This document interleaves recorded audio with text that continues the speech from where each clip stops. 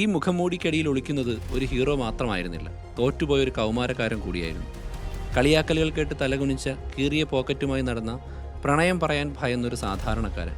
അപ്രതീക്ഷിതമായി കിട്ടിയ ശക്തി കൊണ്ടവൻ ആദ്യം സ്വന്തമാക്കാൻ ശ്രമിച്ചത് പണമായിരുന്നു. പക്ഷേ ആ സ്വാർത്ഥതയ്ക്ക് വിലയായി നൽകേണ്ടി വന്നത് സ്വന്തം ജീവിതമായിരുന്നു. അങ്ങനെ ആ വാക്കുകൾ എന്നേക്കുമായി അവൻ്റെ ആത്മാവിൽ കോറിയിടപ്പെട്ടു. വലിയ ശക്തിയുടെ കൂടെ വലിയ ഉത്തരവാദിത്തങ്ങളും വരും. ഇതെൻ്റെ അനുഗ്രഹമാണ്, എൻ്റെ ശാപമാണ്. Who am I? I'm Spider-Man.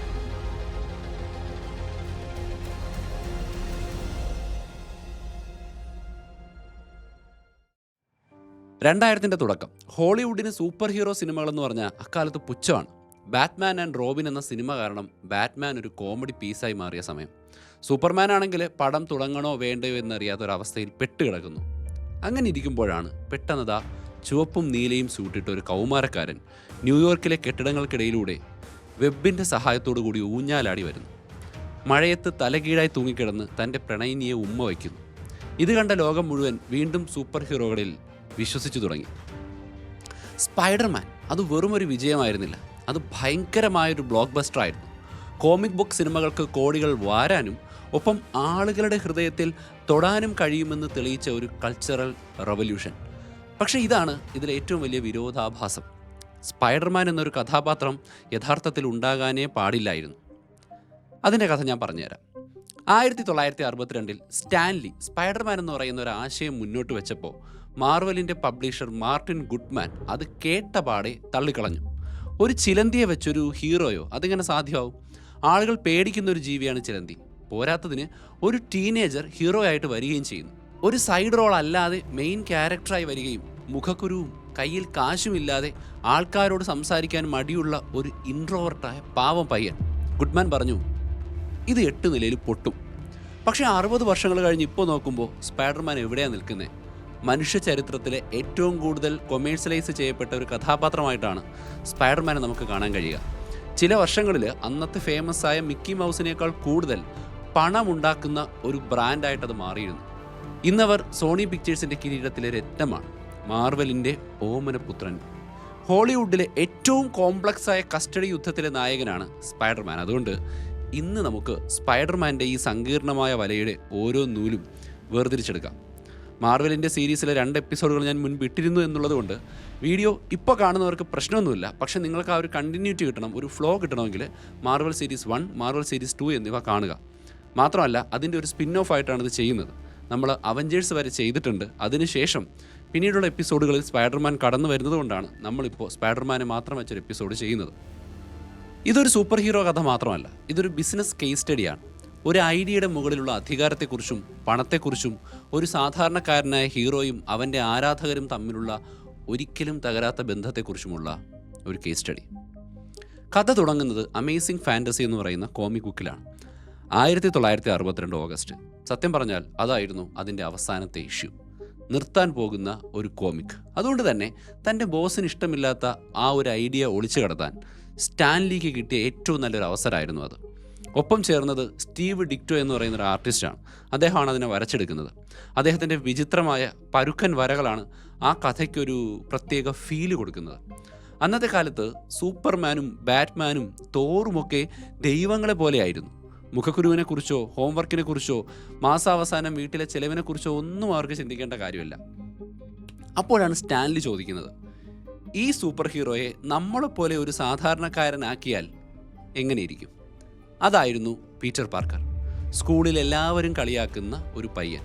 കയ്യിലാണെങ്കിൽ 5 പൈസയില്ല, ആരോടും മിണ്ടാൻ മടി, ഇഷ്ടപ്പെട്ട പെൺകുട്ടിയാണെങ്കിൽ അവനുണ്ടെന്ന് പോലും അക്സെപ്റ്റ് ചെയ്യുന്നില്ല, മൈൻഡേ ചെയ്യുന്നില്ല. വീട്ടിലാണെങ്കിൽ ആൻറ്റിയുടെ ആശുപത്രി ചെലവിനെക്കുറിച്ചുള്ള ടെൻഷൻ. അങ്ങനെ ഇരിക്കുമ്പോഴാണ് ഒരു ഫീൽഡ് ട്രിപ്പിനിടയ്ക്ക് റേഡിയോ ആക്റ്റീവ് ആയിട്ടുള്ളൊരു ചിലന്തി അവനെ കടിക്കുന്നത്. ശക്തി കിട്ടിയപ്പോൾ അവൻ ആദ്യം ചിന്തിച്ചത് ഹീറോ ആവാനല്ല, ആ ശക്തി വെച്ച് തൻ്റെ പ്രശ്നങ്ങളെ മാറ്റാൻ, കാശുണ്ടാക്കാനാണ്. ആ സ്വാർത്ഥതയ്ക്ക് അവൻ നൽകേണ്ടി വന്ന വില അത് വളരെ വലുതായിരുന്നു. അവൻ രക്ഷപ്പെടാൻ അനുവദിച്ച ഒരു കള്ളൻ അവൻ്റെ പ്രിയപ്പെട്ട അങ്കിൾ ബെന്നിനെ കൊല്ലുന്നു. ആ നിമിഷം മുതലാണ് സ്പൈഡർമാൻ ജനിക്കുന്നത്. ശക്തി കിട്ടിയത് കൊണ്ടല്ല, ആ കുറ്റബോധത്തിൽ നിന്ന്. കാരണം വലിയ ശക്തിയുടെ കൂടെ വലിയ റെസ്പോൺസിബിലിറ്റി വരും. The great power comes with great responsibilities. ആ കോമിക്കിൻ്റെ അവസാനം ഒരു ചെറിയ കുറിപ്പായി കൊടുത്തൊരു വാചകം തലമുറകൾ ഏറ്റുപാടിയ ഒരു ജീവിത മന്ത്രമായിട്ടിപ്പോൾ മാറിയിട്ടുണ്ട്. സത്യത്തിൽ മാർവലിൽ ആരും ഈ കോമിക് വിജയിക്കുമെന്ന് കരുതിയിട്ടേ ഉണ്ടായിരുന്നില്ല. പക്ഷേ വായനക്കാർ കത്തുകൾ കൊണ്ട് കമ്പനിയെ മൂടാൻ തുടങ്ങി. അങ്ങനെ അമേസിംഗ് സ്പൈഡർമാൻ 1 കോമിക്കായിട്ടന്ന് പുറത്തിറങ്ങി.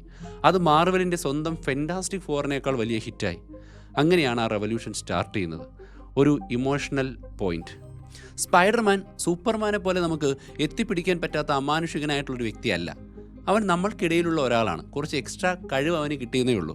അവൻ കരയുന്നുണ്ട്, തോക്കുന്നുണ്ട്, വേദനിക്കുന്നുണ്ട്, എല്ലാം സാധാരണക്കാരെ പോലെ. അതുകൊണ്ട് ലക്ഷക്കണക്കിന് ടീനേജേഴ്സിൻ്റെ ഉള്ളിൽ അവർ സ്പൈഡർമാനിലൂടെ അവരെ തന്നെയാണ് കണ്ടത്.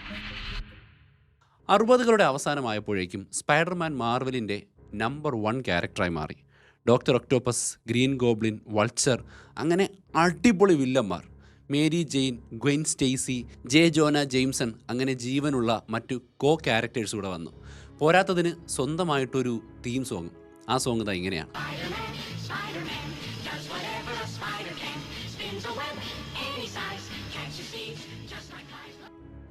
ലഞ്ച് ബോക്സുകളിലും ടീഷർട്ടുകളിലും കാർട്ടൂണുകളിലും ഒക്കെ സ്പൈഡർമാൻ ഇങ്ങനെ നിറഞ്ഞു നിന്നു. പക്ഷേ ഇതാണ് അവിടുത്തെ ട്വിസ്റ്റ്.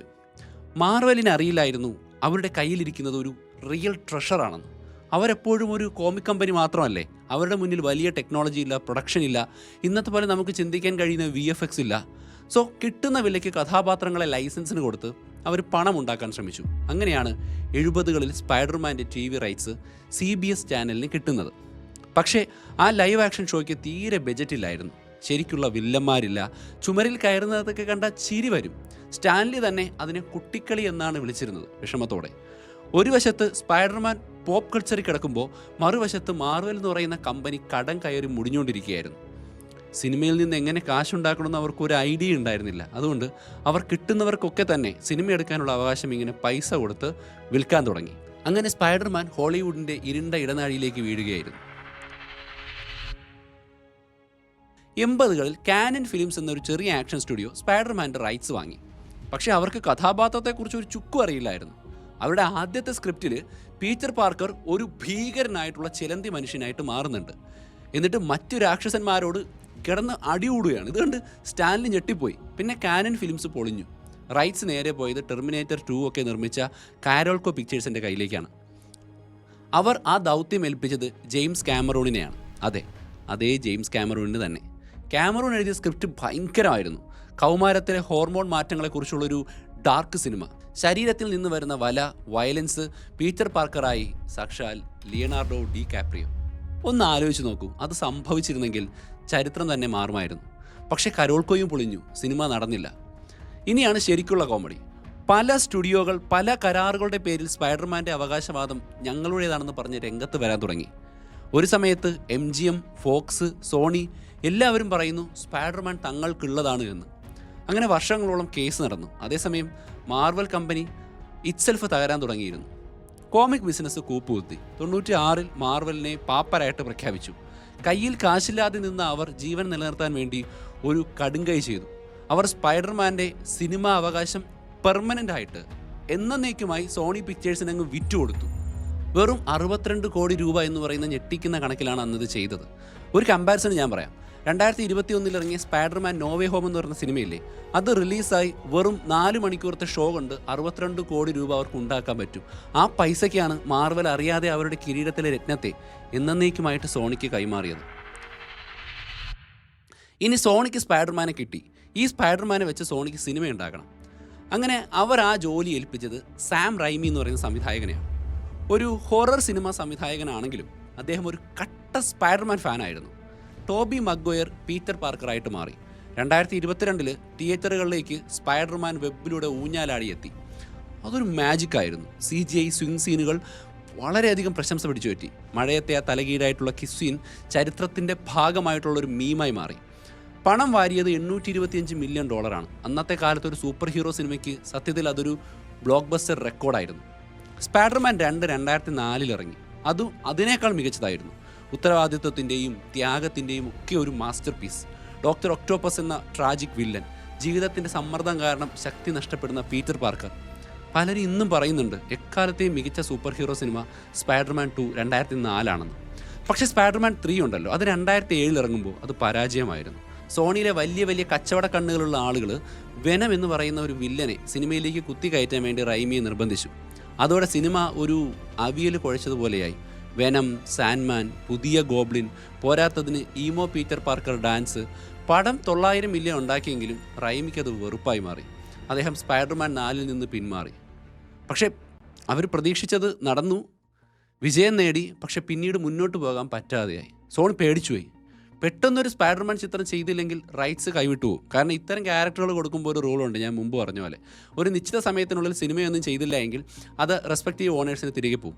അതുകൊണ്ട് അവർ ഒരു റീസെറ്റ് ബട്ടൺ അമർത്തിക്കൊണ്ട് ദ അമേസിംഗ് സ്പൈഡർമാൻ എന്ന് പറയുന്ന സീരീസ് 2012-2014 ഇറക്കാൻ തുടങ്ങി. പുതിയ പീറ്റർ പാർക്കറായിട്ട് എത്തിയത് ആൻഡ്രൂ ഗാർഫീൽഡാണ്. കുറച്ചുകൂടി കൂളായ, സ്റ്റൈലനായ, ഒരു സ്കേറ്റ് ബോർഡൊക്കെ ഉപയോഗിച്ച് കൊണ്ടുവരുന്ന ഒരു സാധാരണ ടീനേജർ. എമ്മ സ്റ്റോണുമായിട്ടുള്ള കെമിസ്ട്രി കിടിലനായിരുന്നു. അങ്ങനെ 2012 ദ അമേസിംഗ് സ്പൈഡർമാൻ റിലീസായിട്ട് 750 മില്യൺ നേടി. പക്ഷേ 2014 ഇറങ്ങിയ അമേസിംഗ് സ്പൈഡർമാൻ 2 ഉണ്ടല്ലോ, അതൊരു ദുരന്തമായിരുന്നു. സോണിക്ക് സ്വന്തമായി ഒരു സിനിമാറ്റിക് യൂണിവേഴ്സ് ഉണ്ടാക്കാനുള്ള ആർത്തിയായിരുന്നു. കാരണം അപ്പുറത്ത് ആരാ ഉണ്ടാക്കുന്നത്? MCU ഉണ്ടാക്കുക. അപ്പോൾ ഈ സ്പൈഡർമാനെ വെച്ചുകൊണ്ട് ഒരു സിനിമാറ്റിക് യൂണിവേഴ്സ് ഉണ്ടാക്കാൻ വേണ്ടി അവർ ശ്രമിച്ചു. അതിനുവേണ്ടി അവർ ഇലക്ട്രോയെയും ഗ്രീൻ ഗോബ്ലിനെയും റൈനോയെയും അങ്ങനെ ഒരുപാട് വില്ലന്മാരെ സിനിമയിലേക്ക് കുത്തി നിറയ്ക്കാൻ തുടങ്ങി. നമുക്കറിയാം എല്ലാത്തിലും ഇമോഷനാണ് വലുത്. അത് സൂപ്പർ ഹീറോ സിനിമകളെ ഏതെടുത്താലും, ഇനി നമ്മൾ ഏത് സയൻസ് ഫിക്ഷൻ സിനിമ എടുത്താലും, ഞാൻ ഈ സംസാരിക്കുന്ന എപ്പിസോഡ് എടുത്താലും. സോ വരാനിരിക്കുന്ന സിനിമകളുടെ ഒരു ട്രെയിലർ പോലെ അവർ അമേസിംഗ് സ്പൈഡർമാൻ 2 ഇറക്കി. അങ്ങനെ ആ സിനിമ ഇറങ്ങി അതിൻ്റെ ഒരു ക്രക്സൊക്കെ നഷ്ടപ്പെട്ടിരിക്കുമ്പോഴാണ് സോണി ഹാക്ക് ചെയ്യപ്പെടുന്നത്. കമ്പനിയുടെ ഇമെയിലുകൾ ചോർന്നു. അതിൽ സ്പൈഡർമാനെ വെച്ച് എന്ത് ചെയ്യണമെന്നറിയാതെ കുഴങ്ങി നിൽക്കുന്ന സോണിയിലെ ഉദ്യോഗസ്ഥരും സഹായത്തിനായി നമുക്ക് മാർവലിനെ സമീപിച്ചുകൂടെ എന്നതിനെക്കുറിച്ചുള്ള ചർച്ചയുടെ ഡോക്യുമെൻസും ഒക്കെ ഉണ്ടായിരുന്നു. സ്പൈഡർമാൻ പരാജയപ്പെടുകയാണ് എന്നെല്ലാവർക്കും മനസ്സിലായി. സോണിക്ക് പുതിയൊരു അത്ഭുതം സൃഷ്ടിക്കണം. ആ സമയത്ത് 2015 ആകുമ്പോൾ മാർവൽ സ്റ്റുഡിയോസ് ഇപ്പുറത്ത് ഡിസ്നിയുടെ കീഴിൽ MCU എന്ന സിനിമാ സാമ്രാജ്യം വലിയ തോതിൽ കെട്ടിപ്പടുക്കുകയാണ്. ബാക്കിയുള്ളവരെല്ലാം നിഷ്പ്രഭമാകുന്ന കാഴ്ച. MCU ഹോളിവുഡ് ഭരിക്കുന്നു. പക്ഷേ എല്ലാവരും ഒരൊറ്റ ചോദ്യം അപ്പോഴും ചോദിച്ചു: MCUവിൻ്റെ കേന്ദ്ര കഥാപാത്രമായ സ്പൈഡർമാൻ എവിടെ? അങ്ങനെ 2015 തന്നെ മാർവലിലെ കെവിൻ ഫൈഗിയും സോണിയിലെ എമി പാസ്കലും ചേർന്ന് ചരിത്രപരമായിട്ടുള്ള ഒരു ഡീൽ ഉണ്ടാക്കി. അതിൻ്റെ കണ്ടീഷൻ ഇങ്ങനെയാണ്: സ്പൈഡർമാൻ സിനിമകളുടെ പൂർണ്ണമായ ഉടമസ്ഥതയും ലാഭവും സോണിക്ക്. പകരം മാർവലിന് സ്പൈഡർമാനെ അവരുടെ MCU സിനിമകളിൽ യൂസ് ചെയ്യാൻ പറ്റും. Creative control മാർവലിനായിരിക്കും. കളിപ്പാട്ടങ്ങളിൽ നിന്നും മറ്റുള്ള കാശൊക്കെ മാർവൽ എടുത്തോളും. അതൊരു കോർപ്പറേറ്റ് ജോയിൻറ്റ് കസ്റ്റഡി ആയിരുന്നു. അങ്ങനെ ടോം ഹോളണ്ട് എന്ന് പറയുന്ന ഒരു വ്യക്തി ക്യാപ്റ്റൻ അമേരിക്ക സിവിൽ വാർ എന്ന് പറയുന്ന 2016 സിനിമയിലൂടെ അരങ്ങേറ്റം കുറിച്ചു. ആദ്യ കാഴ്ചയിൽ തന്നെ ആരാധകർക്ക് ടോം ഹോളണ്ടിനെ ഭയങ്കരമായിട്ട് ഇഷ്ടപ്പെട്ടു എന്നാണ് പറയുന്നത്. കാരണം ചെറുപ്പമാണ്, തമാശക്കാരനാണ്, ശരിക്കും ഒരു കൗമാരക്കാരനാണ്. 2017 ഹോം കമ്മിങ് ഒരു ഹൈസ്കൂൾ കോമഡി സിനിമ പോലെയായിരുന്നു. ഫാർ ഫ്രം ഹോം 2019 ഇറങ്ങുമ്പോൾ അയൺമാൻ്റെ മരണശേഷമുള്ള അവൻ്റെ വേദനയെക്കുറിച്ചുള്ള വളരെ വലിയ ഇമോഷണൽ എലമെൻറ്റ്സ് അതിനകത്ത് വന്നിരുന്നു. അതേസമയം സോണിയുടെ അനിമേഷൻ വിഭാഗം ഇൻടു ദ സ്പൈഡർവേഴ്സ് എന്ന് പറയുന്ന ഒരു അനിമേഷൻ സീരീസ് 2018 സിനിമയായിട്ട് ഇറക്കി. അത് മൈൽസ് മൊറാലസ് എന്ന് പറയുന്ന പുതിയ സ്പൈഡർമാനെ പരിചയപ്പെടുത്തുകയും ഓസ്കാർ നേടുകയും ചെയ്തു. പലർക്കും അത് മികച്ച സ്പൈഡർമാൻ സിനിമ മാത്രമല്ല, എക്കാലത്തെയും മികച്ച അനിമേഷൻ സിനിമ കൂടിയായിരുന്നു. സ്പൈഡർമാൻ ലൈവ് ആക്ഷനിലും അനിമേഷനിലും ഒരുപോലെ വിജയിച്ച് നിൽക്കുന്ന സമയമാണത്. 2019 സോണിയും ഡിസ്നിയും തമ്മിൽ ഉടക്കി. അവരുടെ ഡീല് പൊളിഞ്ഞു. ഡിസ്നിക്കാണെങ്കിൽ കൂടുതൽ പണം ആവശ്യമുണ്ട്. സോണി ആണെങ്കിൽ സമ്മതിച്ചില്ല. കാര്യം ലാഭം മൊത്തം സോണിക്കാണ് പോകുന്നത്. അങ്ങനെ വാർത്തകളൊക്കെ നിറഞ്ഞു. സ്പൈഡർമാൻ MCU വിടാൻ പോകുന്നു. ആരാധകർക്കാണെങ്കിൽ ഭ്രാന്ത് പിടിച്ചു. #സേവ് സ്പൈഡർമാൻ എന്ന് പറഞ്ഞ് ലോകം മുഴുവൻ ട്രെൻഡിങ് വന്നു. ആ കഥയിലെ വഴിത്തിരിവ് എന്താണെന്നറിയാമോ? ടോം ഹോളണ്ട് തന്നെയാണ്. അവൻ ഡിസ്നി CEO ആയ ബോബ് ഐഗറെ ഒരു പാർട്ടിയിൽ വെച്ച് ഫോണിൽ വിളിച്ചിട്ട് ഇത് പരിഹരിക്കണമെന്ന് അപേക്ഷിച്ചു. ഒടുവിൽ ആ ഡീല് അവർ പുതുക്കി. അങ്ങനെയാണ് മൾട്ടിവേഴ്സ് വരുന്നത്. No way home 2021. Tobey Maguire, Andrew Garfield, Tom Holland. ഇതുവരെ ഉണ്ടായിരുന്ന 20 വർഷത്തിനിടയ്ക്കുള്ള 3 സ്പൈഡർമാൻ സീരീസിലെ നടന്മാരെയും കൂടി ഒരുമിച്ച് മൾട്ടിവേഴ്സിലൂടെ ഒരു സ്ക്രീനിലേക്ക് എത്തിച്ചു. അതൊരു സിനിമയായിരുന്നില്ല. 20 വർഷത്തെ ആരാധകരുടെ ഓർമ്മകളും അവരുടെ കൂട്ടിച്ചേർക്കലുകളും നൊസ്റ്റാൾജിയും ഒക്കെ ചേർന്നൊരു സാധനമായിരുന്നു. ആൻഡ്രൂ ഗാർഫീൽഡിന് കിട്ടിയ ഒരു അംഗീകാരം, ടോബി മഗ്വയറിനെ കണ്ടപ്പോഴുള്ള നൊസ്റ്റാൾജിയ, ടോം ഹോളണ്ടിൻ്റെ കഥയ്ക്ക് പുതിയൊരു തുടക്കം. കോവിഡ് മഹാമാരിയുടെ നടുവിലാണെങ്കിൽ പോലും ആ സിനിമ വാരിക്കൂട്ടിയത് ഏകദേശം $2 ബില്യൺ. സ്പൈഡർവേഴ്സ് പിന്നെയും വളർന്നുകൊണ്ടിരുന്നു. സ്പൈഡർമാൻ അക്രോസ് ദ സ്പൈഡർവേഴ്സ് 2023 അനിമേഷൻ്റെ സാധ്യതകളെ വീണ്ടും മാറ്റിമറിച്ചു. സ്പൈഡർമാൻ 2 എന്ന് പറയുന്ന വീഡിയോ ഗെയിം ലക്ഷക്കണക്കിന് കോപ്പികൾ വിറ്റു. സോണി ഇപ്പോഴും വെനം, മാഡം വെബ് പോലെയുള്ള സിനിമകൾ പരീക്ഷിക്കുന്നുണ്ട്. പക്ഷേ ആ കസ്റ്റഡി യുദ്ധം അതിപ്പോഴും തുടരുന്നുണ്ട്. മാർവലിന് സ്പൈഡർമാൻ സിനിമകളിൽ പൂർണ്ണമായ നിയന്ത്രണം ഇല്ല. മാർവലിനെ സഹായിക്കാതെ സോണിക്ക് മുന്നോട്ട് പോകാൻ പറ്റാത്ത അവസ്ഥയാണ്. അതുകൊണ്ട് തന്നെ ആ വല എന്നേക്കുമായിട്ട് കെട്ടുപിണഞ്ഞിങ്ങനെ കിടക്കുന്നുണ്ട് എന്നുള്ളതാണ് യാഥാർത്ഥ്യം. ഇനി ഞാൻ പറയാൻ പോകുന്നതാണ് ഞെട്ടിക്കുന്ന സത്യം. 2002 മുതൽ ഇന്ന് വരെ സ്പൈഡർമാൻ എന്ന് പറയുന്ന ഒരൊറ്റ കഥാപാത്രം ഉണ്ടാക്കിയത് $30 ബില്യൺ വരുമാനമാണ്. അത് ബാറ്റ്മാൻ സിനിമകളേക്കാൾ കൂടുതലാണ്, സൂപ്പർമാനേക്കാൾ കൂടുതലാണ്, അവഞ്ചേഴ്സിലെ പല ഹീറോകളെക്കാളും എത്രയോ മടങ്ങ് കൂടുതൽ നേട്ടമാണ്. എന്നിട്ടും മാർവലിന് സ്പൈഡർമാൻ സ്വന്തമല്ല. പാപ്പരായ സമയത്ത് അവർ അവരുടെ ഏറ്റവും വലിയ സൃഷ്ടിയെ വെറും 60 കോടി രൂപയ്ക്ക് വിറ്റു. ഹോളിവുഡ് ചരിത്രത്തിലെ ഏറ്റവും വലിയ പ്രത്യാഘാതം ഉണ്ടാക്കിയ ഒരു ബിസിനസ് ഡീലായിരുന്നു അത്. സ്പൈഡർമാൻ അതൊരു പരാജയമാകേണ്ട സൂപ്പർ ഹീറോ ആയിരുന്നു. അവൻ സ്ട്രെയിഞ്ച് ആയിരുന്നു, അവൻ ഇൻട്രോവർട്ടായിരുന്നു, ഒരുപാട് മാനുഷികമായ കഴിവുകളുള്ള സാധാരണക്കാരനായിരുന്നു. പക്ഷേ കൃത്യമായ പ്ലേസിങ്ങിലൂടെ പ്രശ്നങ്ങൾക്കിടയിലും അവൻ എക്കാലത്തെയും ഏറ്റവും ഹ്യൂമനിസ്റ്റ് ആയിട്ടുള്ള സൂപ്പർ ഹീറോ ആയിട്ട് മാറി. ഒരുപക്ഷെ അതുകൊണ്ട് തന്നെയാണ് നമ്മൾ അവനെ ഒരിക്കലും കൈവിടാത്തത്. സ്പൈഡർമാന് ആളുകളുടെ മനസ്സിൽ ബാക്കിയുള്ളവരെക്കാൾ ഒരു പ്രത്യേക സ്ഥാനം തന്നെയുണ്ട്.